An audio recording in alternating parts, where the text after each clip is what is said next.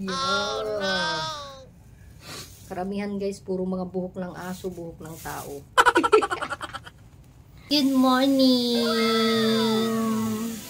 Ale, nandito yung mga tubigan niya. Dito nagko-collect na mga dumi. Pag nag-wash na yung mop niya, dito yung pagpipigaan niya. So, kailangan mo ring linisin at itapon niya. Tapos dito naman yung clean water.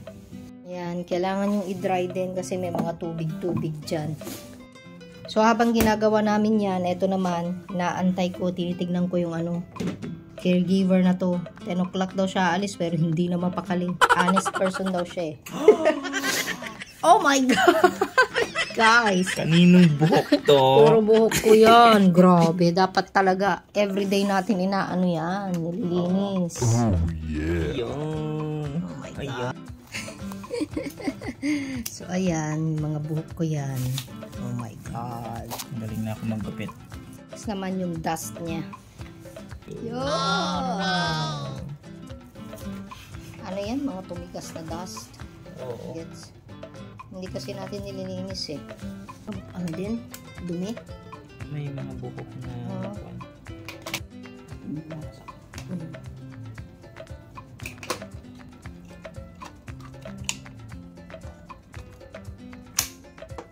Ang sipag talaga. Kailangan talagang linisin lahat guys. Sobrang dumi ko na lang. Yan yung mapad niya. Tugasan mo na lang kaya yan.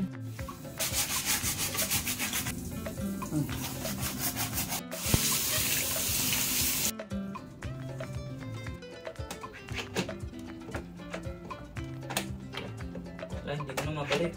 Wala siya. Next, dust collection. Wala, may natunog. Ay, dapat kasi nauna yun eh. Magtatapon na naman yan. Mamaya mo na punasan yung huli. Dami oh. Oh my God. Karamihan guys, puro mga buhok ng aso, buhok ng tao.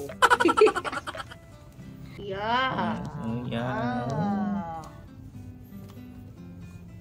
Sagot sipag.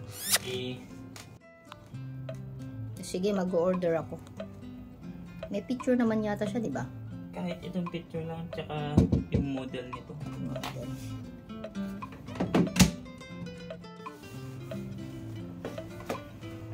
Back to base.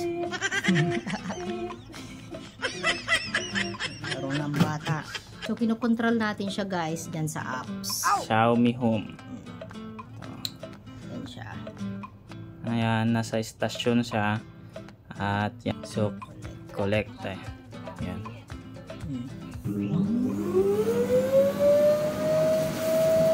Narinig mo? Hindi.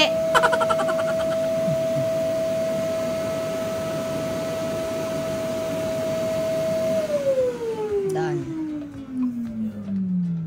Yun ay yung mapping. Ito, strong. One time lang. Taldang div confirm.